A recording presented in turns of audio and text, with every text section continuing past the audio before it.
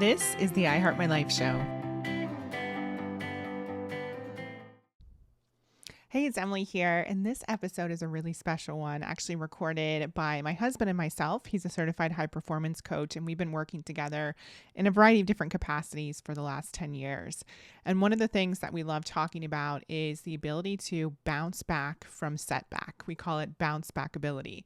And so a few weeks ago, we recorded a masterclass all on the topic of bounce backability, moving forward despite challenges, and really having resilience in life and business. And regardless of whether you're a seasoned entrepreneur, somebody who's new in business, somebody who's really ambitious when it comes to career, or you're somebody who just wants to know how to be more resilient in life, this is a really beautiful conversation, because what we find is that our clients that are the most successful, they have this trait and they've developed this skill set. And it truly is a skill set that you can master.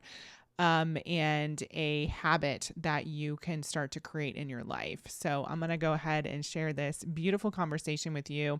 It's highly insightful and also something that was really transformational for myself. I didn't even realize there were certain things I hadn't brought to the surface or had an awareness around. And just like, every conversation with my husband, he's always so supportive and really helps me to uncover some of my own truths. So I think it's going to support you as well and be really powerful and uplifting, as well as give you a lot of food for thought. So let's dive in. Okay, so welcome everybody. For those of you that are watching the recording, slower start. This is one of many webinars to come between me and my lovely wife, Emily Williams, and business partner. We've been working together for 10 years now? Yeah, crazy. We've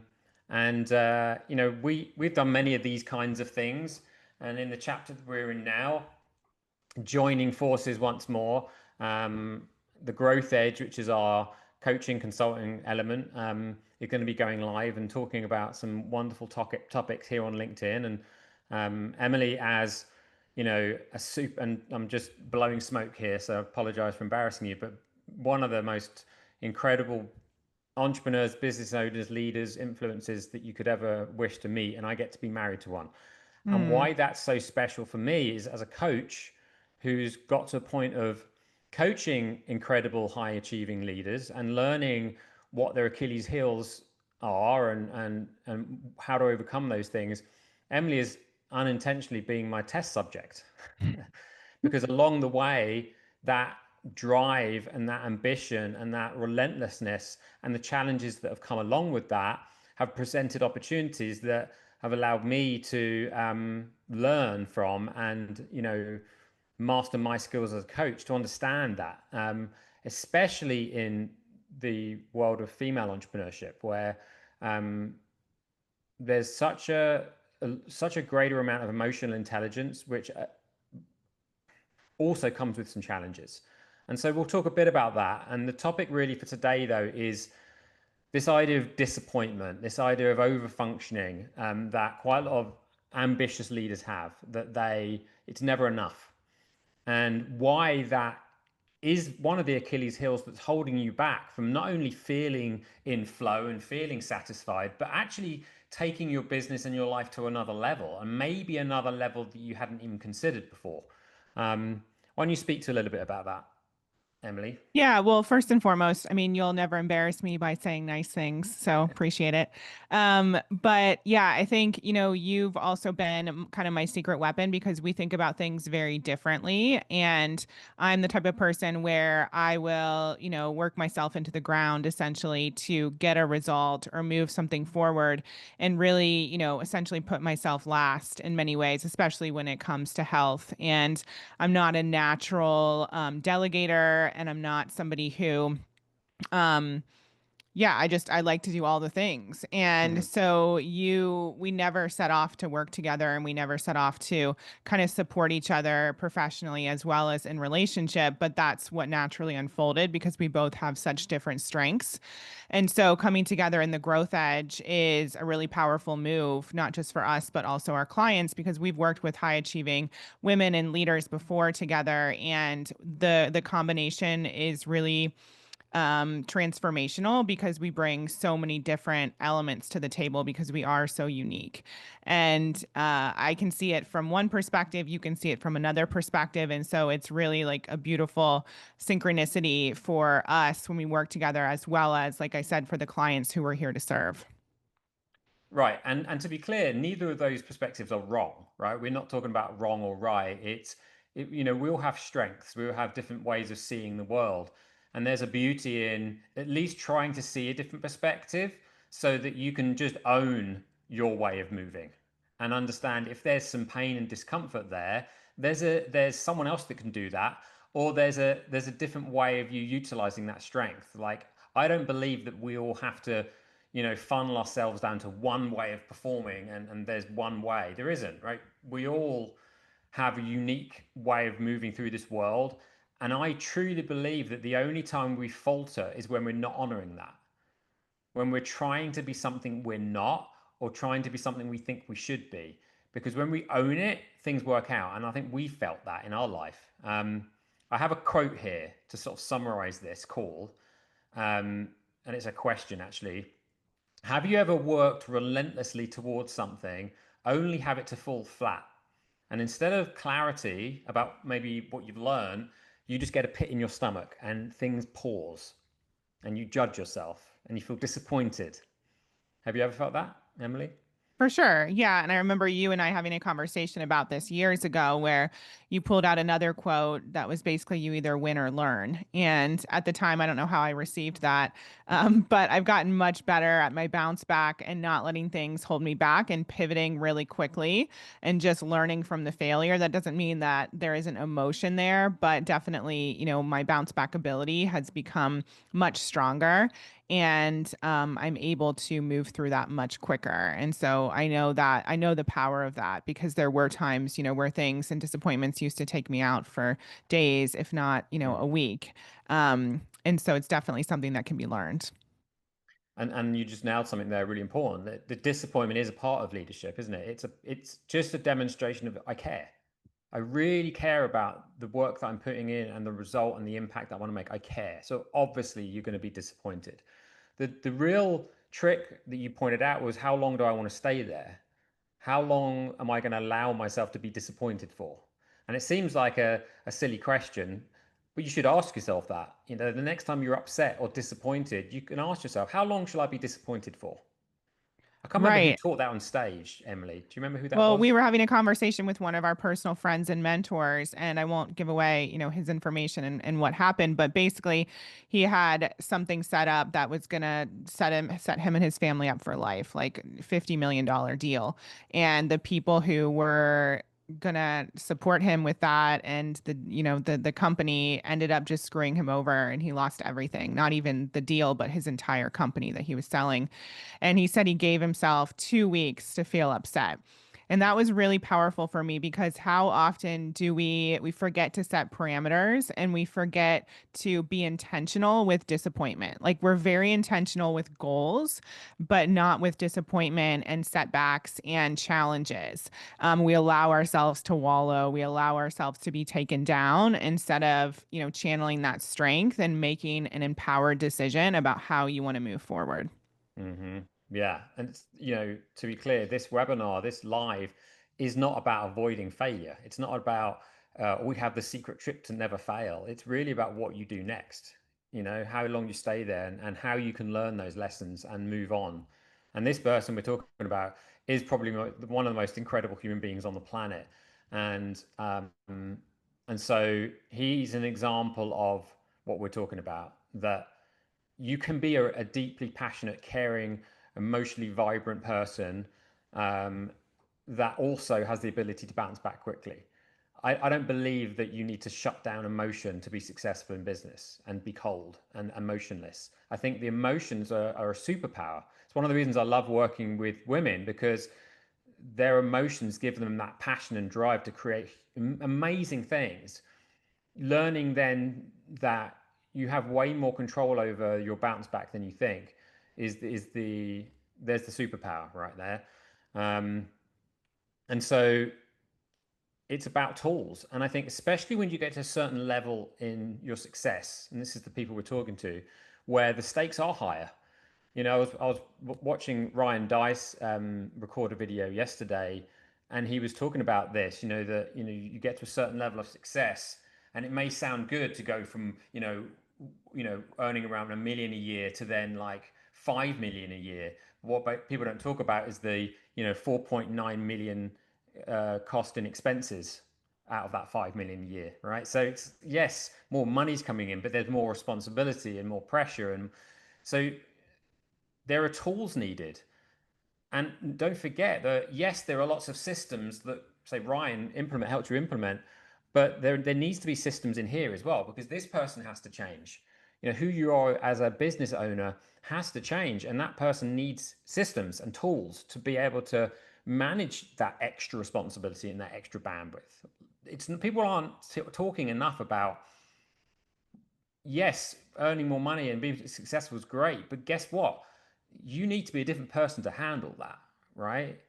If you think you're going to get to this, if you think that your current person is going to get you to a place that then you can sit and relax, you're in for a shock, right? If you really want to ease into that and have it be an enjoyable experience, you have to implement some tools. You have to become the person that is not only capable of getting those results, but holding on to them and enjoying them and having an amazing, beautiful life with your family and your friends, and being present. And that really comes from this person. That comes from, no matter what the results are, I'm in control. I can handle it. I can find something to be grateful for, even on the hardest of days. If you can get there, the results you're capable of are huge. All right, bounce back ability, as we're going to be talking about, it's not about being unaffected by results not coming in. It's really not. It's about being more unshakable. It's being able to handle that, right? Having a bit more bandwidth. And so today, what we want to do is we want to show you how to really shift from that reaction, which is very, unconscious, and it just happens, it's disappointment, to resilience, to a level of, okay, how long do I want to be disappointed for? What am I learning from this? So that you don't just recover from being shaken, but you actually become better. You rise from it. You almost then look forward to things not working out, because you're going to find it's in those moments that you find out something that you wouldn't have found out if it had all worked out, right? Not that we want you to keep failing, but you Totally. will And almost, yeah, thrive from it. I think it's important for people to understand, like, when they're listening to you speak, it might sound like, okay, well, that's amazing. And of course, I want that. And one of the things that I want to throw in there is, when I do a lot of work within my other brands around energetics and money and receiving. And the way I like to think about it is you want to prepare yourself to receive the next level. And that's what we're talking about here. It's just like anything else in your life. If you're telling me you want more clients, but we look at your calendar and it's completely full, well, you're not set up to receive the next level. If Mm-hmm. your, marketing strategy isn't allowing you to receive more leads, or your programs are fully booked and they aren't actually scalable, then obviously you're not going to receive more clients. And so we're talking about the energetics as well. Like, how do you set yourself up so that you do have the capacity to receive the next level and everything that is there for you and available for you, so that you don't, number one, crash and burn, but also so you don't self sabotage, because Mm-hmm. subconsciously, if you're not ready for the next level thing, the next level of wealth, abundance, team, whatever it may be, personal stuff, and you'll hold yourself back, whether it's conscious or not. You just will. And so what we're talking about is really essential for next level growth. Yeah, it really is. It's such a good point. That personal work is expanding you, is expanding the vessel, right? Making your ability to hold on to more and receive more is something that we're really interested in right now, because we've certainly had periods in the business where we've been able to generate massive success, but then things have gone wrong, not because of a lack of effort or quality from us, but just because of circumstances that were out of our control. And a lot of that, I think we've come to realize, was at the time, you know, our capacity for all of that wasn't where it could have been. And there's also an element of attachment there, which comes part and parcel of that. When you're really attached to exactly how and when and what should, that's that word again, should happen, disappointment is much easier to find. For When you sure. really think about it, the only thing you can actually do is be very intentional with developing the person that's growing in capacity, and keeping yourself healthy and vibrant and alive and present, and making sure that what you're working on has a purpose, that you know why you're doing it, you know ultimately what the result you want is. And really, this is what I loved Wayne Dyer for, really being at the same time unattached to the outcome, because we've had many things happen that we didn't think we wanted to happen, but ultimately they happened for the best reason, and an amazing abundance came from those things. Yeah, So life is going to do it for you some way or another, yeah, but you might as well take the reins and, get intentional with it now with what it is that we're talking about today. yeah. Let's talk about identity. Okay. Another thing I'm plugging Ryan here, right?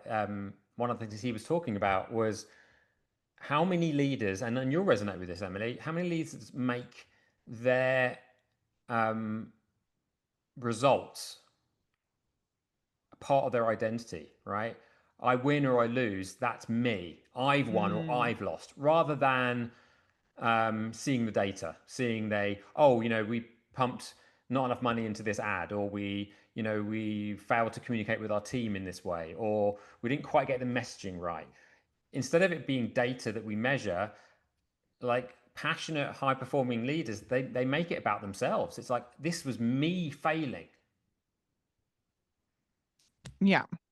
I mean, that one, so you and I like to talk with people and work with people who have big missions, and that one's really hard. Like I'll admit that's hard for me as well because my mission, my professional mission is such a part of me and my identity, and I feel like it's maybe not even my identity anymore, but like it's just such a huge part of my life. And so it's very hard not to take things personally or to attach that emotion to it. So that's definitely something that I've been working on over the last few years for sure.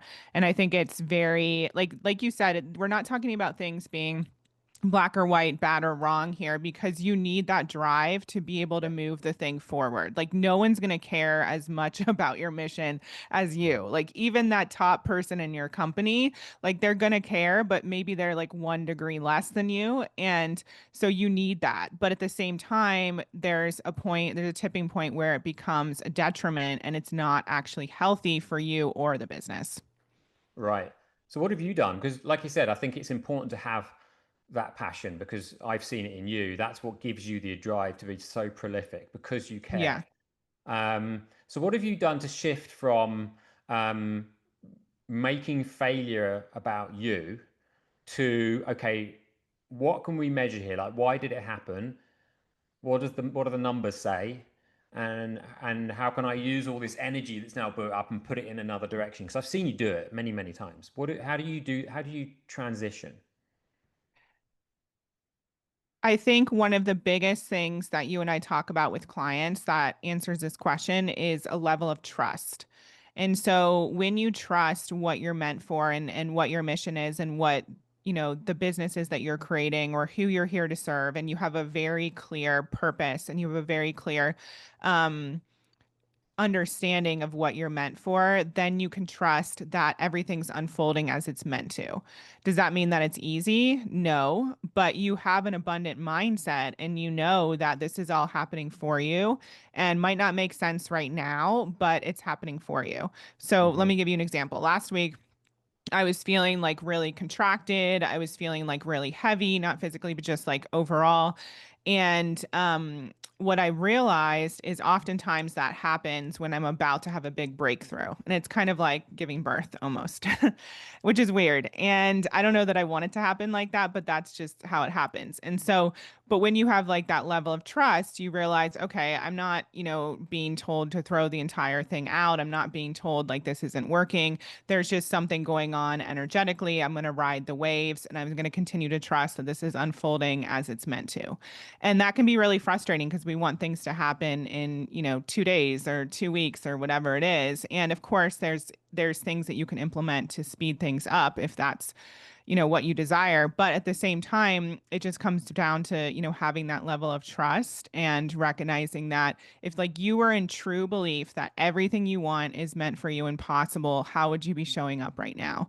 And that's what I ask myself. And that eradicates that anxiety, that worry, that disappointment.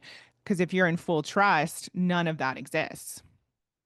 Yeah, and that's why you're such a powerhouse because, and I've written it down here, that's what's taking you from temporary defeat, which yes is emotional and hard, and you might metaphorically or really scream into the pillow, to lasting empowerment because of that trust, because of that recognizing, okay, let's just move forward because I know it's, I obviously expected something to happen at a certain time in a certain way.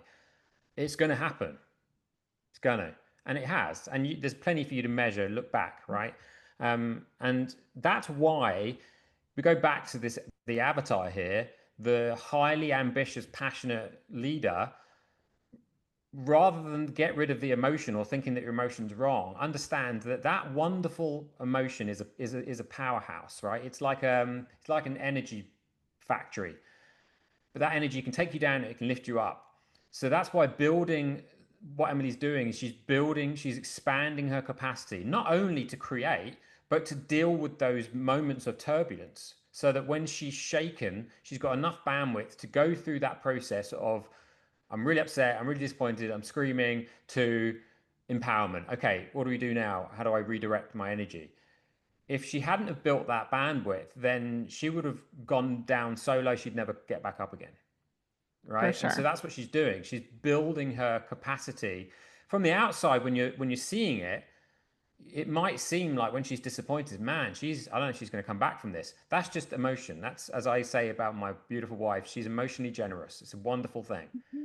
But it's really just exercising. It's better than holding it in. You gotta get, conjure that stuff up and then like a master redirect it. This is what you do so well, right?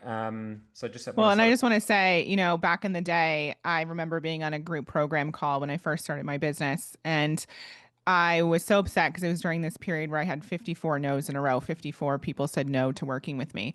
And I got on a call with my coach and the other ladies who were in the program, and I was crying and I was saying this isn't working and all the things. And I remember years later running into some of those ladies and they said, we were all texting each other like, I don't know about this Emily Williams. I don't know if she's going to make it. And I ended up being like the top person in the program, hit 7 figures in 18 months after, doing all my internal work and figuring things out.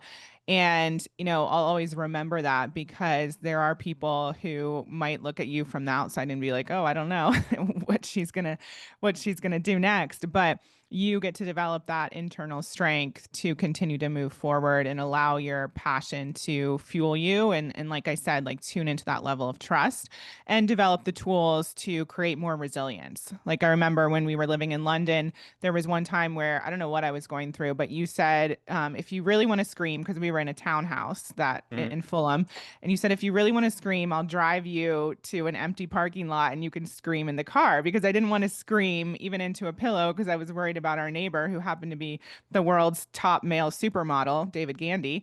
I was worried about him hearing me and, everyone else, all of our other neighbors. And you're like, I'll drive you and you can scream.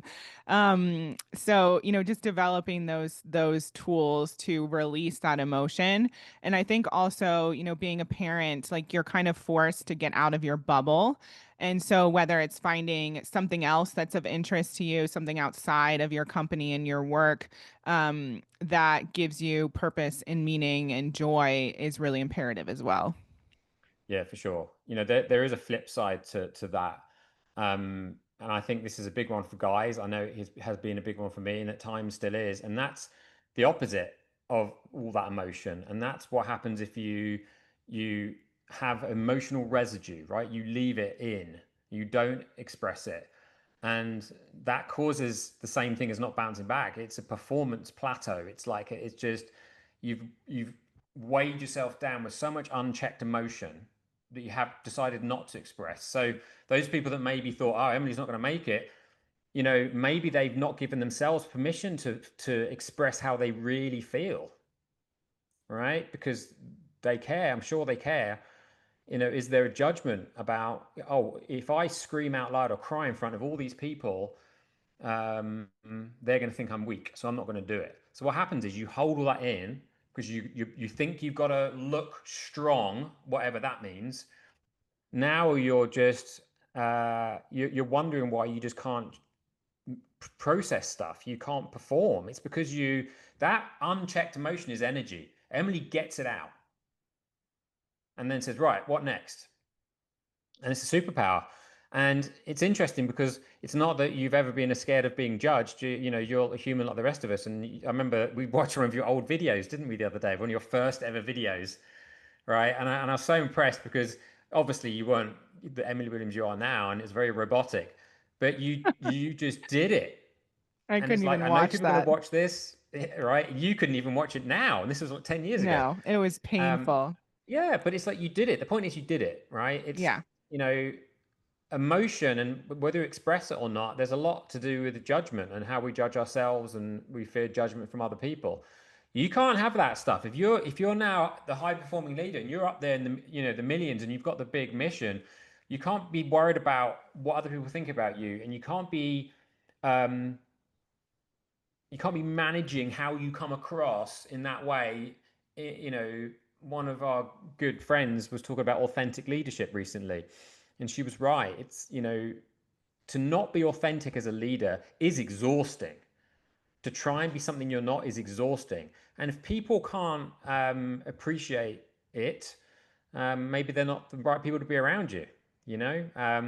Because that's one of the ways that you build resilience is you really own who you are and you manage it. And I'm not talking about crying on every meeting, because actually when you build your bandwidth, you're not going to. But there's going to be times where you got to show that emotion, right? So let's move on to something useful for people. Well, we've talked about um, you know the why, why we're here, and how feeling disappointed and down and uh, can be really detrimental to your business and to your bandwidth, which is really what this is about. It's like understanding not only where I want to go, but if I bounced back from disappointment quicker and I had more bandwidth, where would I aim? Might be a better question that I'm not currently aiming. There's a framework to all of this, right? And the framework is really that you can apply to the next time something happens in your life or in your business that was unexpected and it threatens to take you down. Like, you can feel it. For me, it might be the pit of my stomach. I was convinced that this was going to be different. There was a different result coming in, Yeah. right? How do we process that? Can I Um, say one thing real quick before you get into the yes. framework? I want people to also understand that this is not just about the big things that happen. You might be experiencing chronic disappointment where you are, for years, you've been experiencing success in your life or your business, but you're still not satisfied or you're still not happy. And I know that for me, happiness has always been a bit of an enigma. Even when I moved to London for the first time, the first coach I saw was a happiness coach because I literally did not know how to be happy. And there's like this thing that we wear, it's like a badge of honor as we grow our company and we step into new levels. Is like, this feeling of I always have to be pushing, I always have to be stressed to be successful, I always have to be wanting the next thing. Like, what if I'm satisfied right now? Does that mean I'm not going to be able to be the achiever and the Mm. striver and the person who's able to create the results? And so I also want people to understand that this framework can be used for like if you are in that place and you've been in that place for a long time, like how do you create that joy and that gratitude and that appreciation for yourself and everything that you do every single day and just who you are in general, even if you haven't yet experienced that or you've had moments of it, but it's not something that seems to last. Yeah, thank you for bringing that up. I think we mentioned that on the live the other day. Chronic disappointment, like it's living with the feeling of being disappointed for so long, it's almost a set point. Yeah. Um, That's a really, really good one, because that has even bigger, you know, implementations for your life when Right.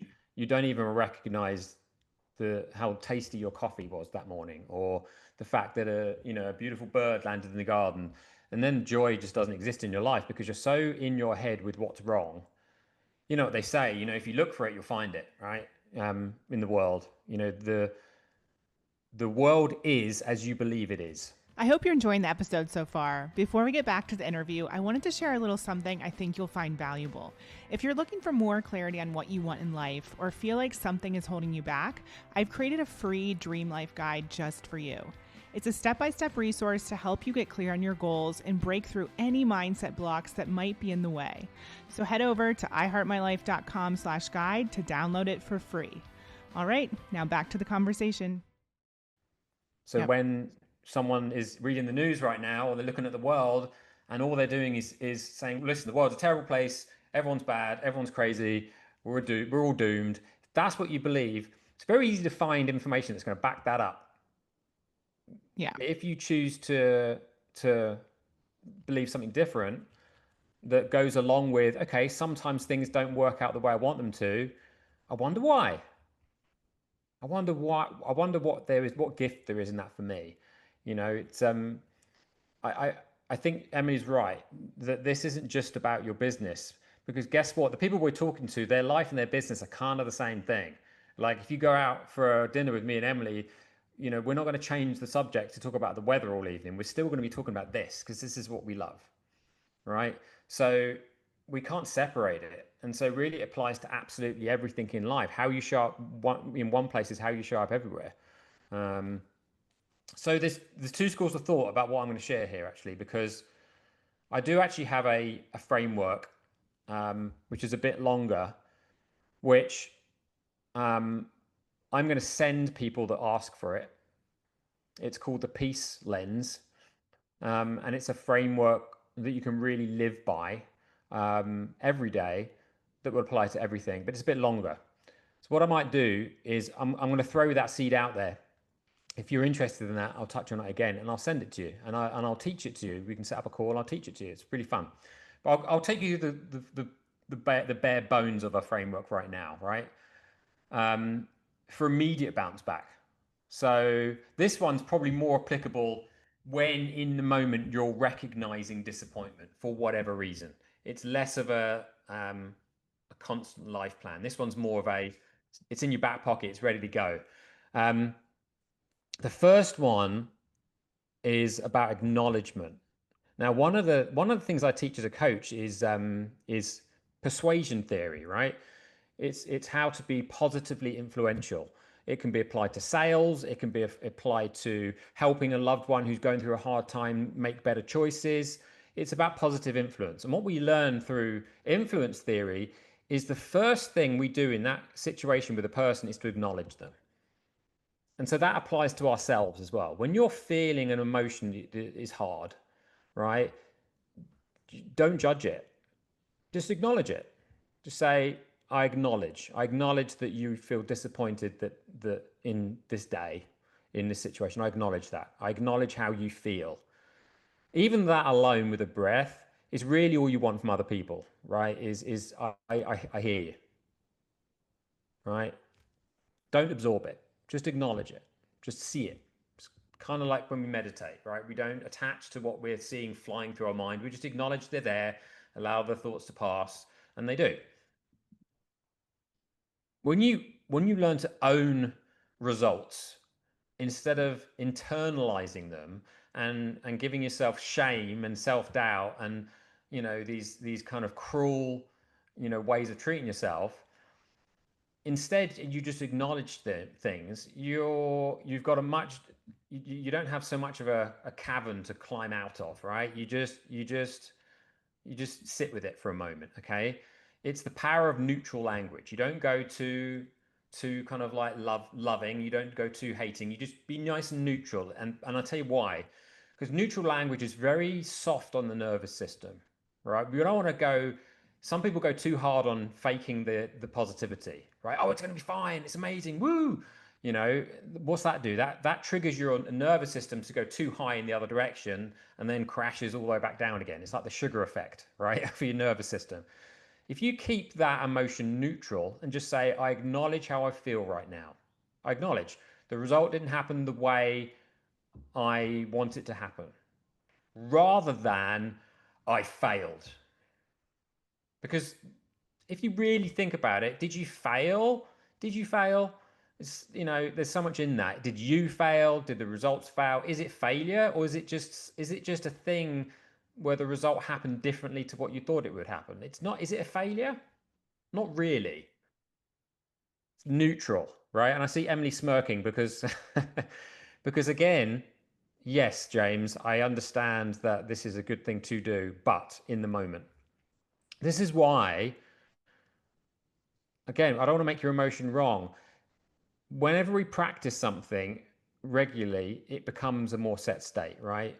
The first time you listen to this and you go to step one and you want to acknowledge something without getting emotional about it, it might not work. You'll try to, but the emotion might be really strong, which is Well, why repetition is really important here. Emily, sorry, go on. no, it's okay. I'm smirking because I'm just thinking about my own process with this, with the acknowledgement piece and the bounce back. And I think you're completely right. Just observing, not judging it, just getting curious. And also, like, the thing that works for me now, or at least I've trained myself to kind of shift into, is any sort of disappointment or any challenge I experience, I automatically think, like, within seconds, wow, this is going to make a really good story. This is going to make a Yeah, really good email. This is going to make a right. really good TED talk. And I Mm-hmm. remember, even like, I've shared this story publicly, like getting sued by American Express with a 6-week-old baby in my arms. I remember feeling like, obviously, terrible disappointment for a few seconds, but then I was like, wow, this is going to make a really good story, Right. because I've realized that my pain actually supports my mission in many ways. I'm not saying I want more of it, but like, sharing honestly some of the struggles that I've had have been inspiring for people and made people feel less alone. And so Mm-hmm. I know that I can turn it into a positive, once I've received my own lessons and been able to process it. And that little, like, trigger activator really helps me to bounce back even quicker. And so I don't know if that's the healthiest way to deal with it, but it's definitely something that moves me through the disappointment quicker. Well, that's actually beautiful mastery to step two, right? Because as I said, in that moment, rather than going into the disappointment and the I failed language and the judgment and the shame and the self doubt, the acknowledgement, you acknowledge, but you've got this big ball of energy that wants to go somewhere, right? You previously it might have gone to shame, disappointment, and disappointment. It wants to go somewhere. So what do? You redirect it. And that's what you did. In that moment, you felt the disappointment, but you very quickly, masterfully redirected that energy towards this is going to make a great story, right? So that's step two is really reconnect with the intent, right? What were you actually aiming for? The thing, whatever it was that you deemed as unsuccessful or failure or whatever it was that was disappointing, reconnect with why you wanted the outcome you wanted, right? What was the purpose behind it? Because it was probably a good purpose, right? And what Emily did is redirected energy towards something that's really in alignment with that purpose still, something that's going to support it going forward, right? If it was a business result or if it's a thing, it's like, this is going to help me, support more people. Wow, this thing that's happened that may seem terrible is going to help me continue to do what I do. Thank you. You've just given me some wonderful story, right? So rather than from what just happened to, well, why did you start in the first place? Like, what if this is a business thing that didn't work out the way you wanted it? Why did you start this project or this mission or this goal? Like, why? Reconnect with that, right? Because it's really being connected to our purpose in process that gives us the energy to manage ourselves during these road bumps or these redirects, right? Because the purpose is always the most important thing, right? You're going to have many finishing lines in your life, and the thing that's going to light you up is not going to be what happens at the finishing line. It's in process, because you're going to be in process most of your life. Going to be very few finishing lines in comparison to the process, right? So when you anchor yourself, and this is a good lesson for how you live, rather than just in the moment of disappointment, anchoring yourself in the mission and not the moment in those, in the, when it comes to these things is really important, because everything is in alignment with that, right? The reason I show up this morning for my daughter, no matter how she's feeling, right? No matter how I'm feeling, the reason I show up for her is because there's a purpose to being the best father I can be, right? So no matter if, something's happened that meant, let's say she was sick for the day and that meant I had to cancel a load of sales calls, right? It doesn't matter, because my purpose is to be a great father, and there'll be other sales calls. Yeah, and I think the thing that you just helped me realize as well, which is why I call you my secret weapon, is, that the main purpose and reason why I started was to inspire people. And sometimes my challenges do that better than my successes, And so to shift to like, I tried, I showed up, I did it, is very powerful versus like the shame and the disappointment. And I wasn't planning to get emotional on a LinkedIn webinar, but like that's what's happened, obviously, because I'm talking to you, and just having the aha that like, what if your challenge and the thing that you're disappointed about is actually going to have a bigger impact than the successes or you achieving in that moment? Yeah.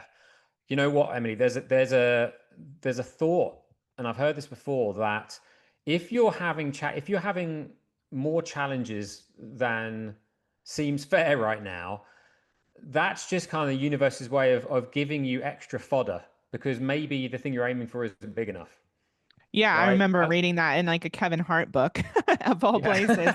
He Yeah. was like, the bigger the challenge, the greater the reward. And he Yeah. has like the stories to prove it. But I've always kept that in my back pocket as well.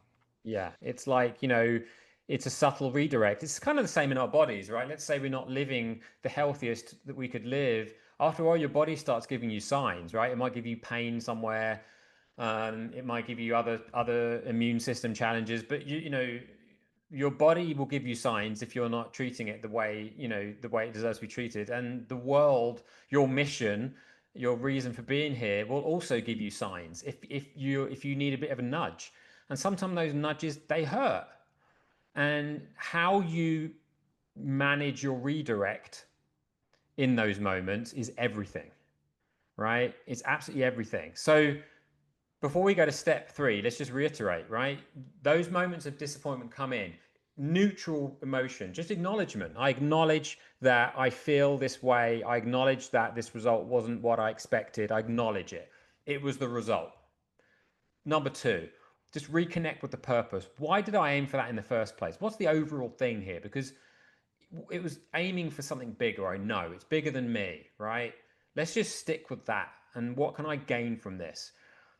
The third one is very dependent on the depth of the disappointment and the emotion in the moment, right? How much this hit you.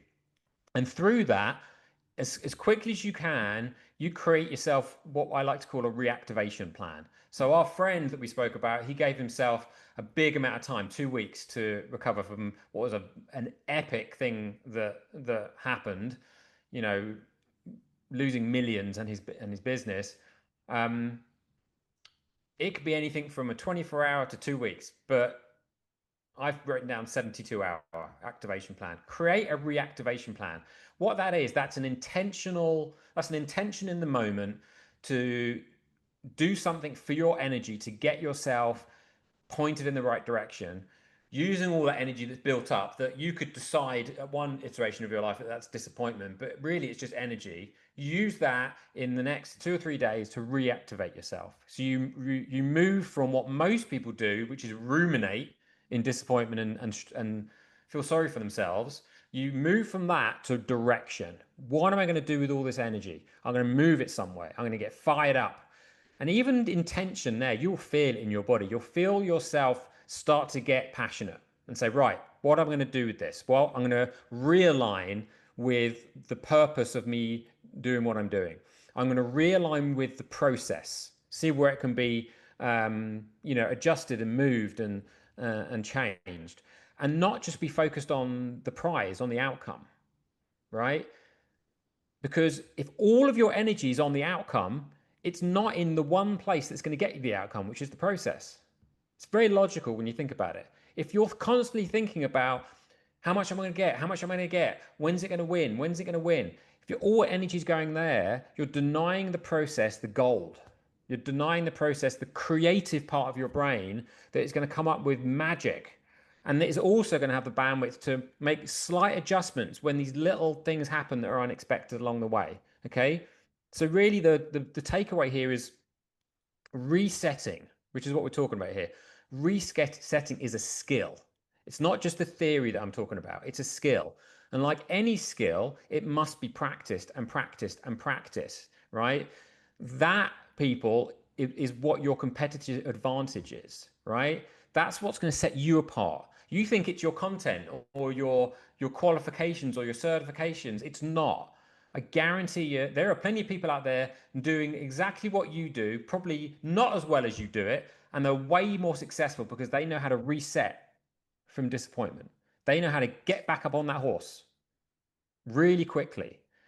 It's the number one essential must-have for those very ambitious people who really want to go big and really want to make a difference. You must have a reset strategy. You must have that skill nailed down, to not only survive but to thrive.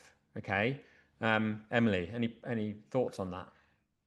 No, I love that. I think it's so great. And I think how often do are we not having this conversation? I was just thinking as we were chatting, we advertise this for people who get disappointed. And I was thinking how many people were probably not wanting to admit that they get disappointed and sign up for this because Mm-hmm. on LinkedIn you have to actually tick it and register, right? And it shows your face. How many of us don't want to admit that we've gone to that place or that we're chronically disappointed despite the way our life looks or what we've achieved so far? And so I think just normalizing this conversation and actually saying, like, you have to have a plan because this is part of the human experience and it's okay. There's nothing wrong with you, but there are tools and a plan and a framework that you can use to support yourself with this is For sure. crucial. Yeah, yeah. And that's a lesson for us. Like Yeah. maybe the way that we labeled this webinar wasn't as effective for bringing people in as it could have been for that exact reason. But it's a Right. great test because those who have shown up, kudos to you. Yeah. And those who watch it, it's be an interesting one. It may be largely down to schedule, right? But it is, it goes back to emotional generosity, as we said earlier. What you're willing to own up to um, will take you a long way, because if you can't sign up for a webinar because you don't want to admit that you might feel disappointed, then you might not even be coachable Well, yet. that's the thing. Like, I remember just my example with showing up and crying on that call. I remember thinking to myself, yeah, this might be a little bit embarrassing, but my dream is way more important than 5 minutes of embarrassment. Like, Hmm. I have to move through this and get the support that I'm craving in order to go to the next level. And I'm willing to look like an idiot or a fool or emotional or whatever those people thought for a second, and that's not my truth. They might think it is, but I'm willing to show up and be vulnerable in order to get to the next level and live out my big purpose. Yeah, and it's very inspiring because you're giving people permission to say it's okay. I'm a human being. I have tear ducts. There's a reason that this happens. I'm not. Yeah. It's not weird, right? Yeah. Um, so I want to reiterate this term bounce back ability that we're talking about here. Leaders that win long term are the ones that recover quickly. That's the simplest way I can say it, right? Leaders that win long term are the ones that recover quickly, because you will all have things that don't work out the way you want them to at times in your life and in your business. That's life. Okay. So it's very logical. The quicker you learn to bounce back from disappointment, the quicker you move on and learn and thrive, which makes resilience not about personality type. You hear so many people say, oh, she's just more resilient than me, or he's just more resilient than me. Resilience is a skill. And some people learn it when they were very, very young with the way they were brought up. Some people have to learn it later in life, but it's a skill. And that's great news because skills can be learned. There's there's slow ways to learn them and there's faster ways to learn them. I know the fast way to learn it, right? It's what I teach. And so it's really important to understand that. As anything that's a skill, that's a wonderful thing. If all you're missing is resilience and you're trying to manage without it, it's a skill. You can learn it. That's a good thing. Okay. Um, there's ways to build it, right? That, your environment really matters, right?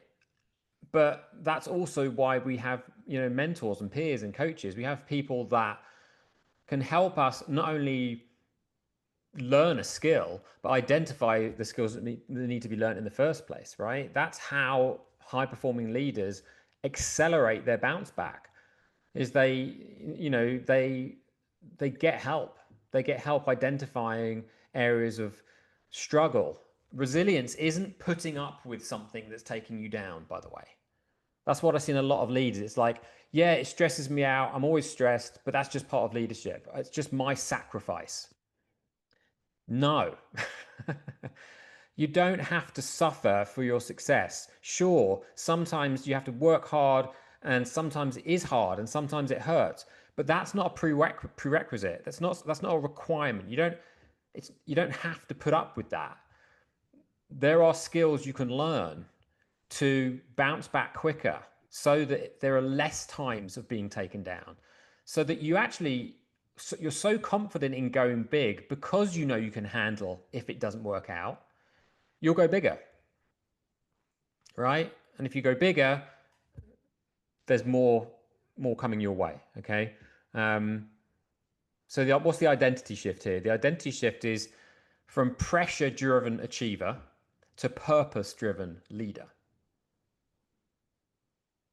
There's no reward or medal for being stressed at the end of your week. You don't get a reward for that. No one's gonna say, I'm really proud of you because you're always stressed. Because I know that that's a thing, right? A lot of people get brought up like that. It's like, you're not allowed to sit and do nothing. You're not allowed to be happy and relaxed because that means you're not working hard enough, right? That's a lie. It's not real.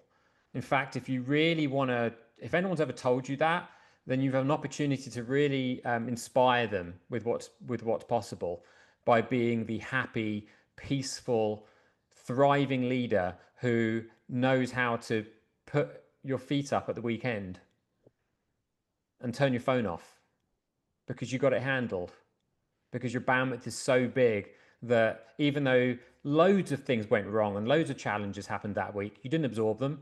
You acknowledged yourself, you moved on, you came up with a plan, and that plan's being implemented.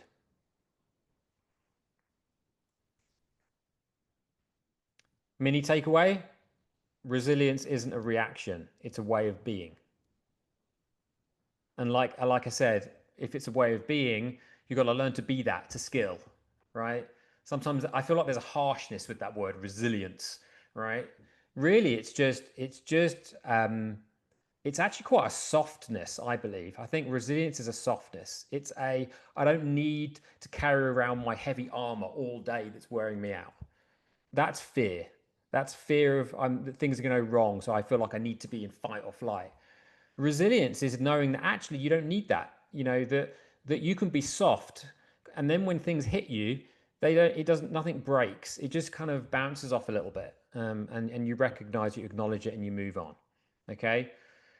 So Emily, unless you've got any more to say, we'll close this off with a message. Did you want to reflect on any of that before we close off?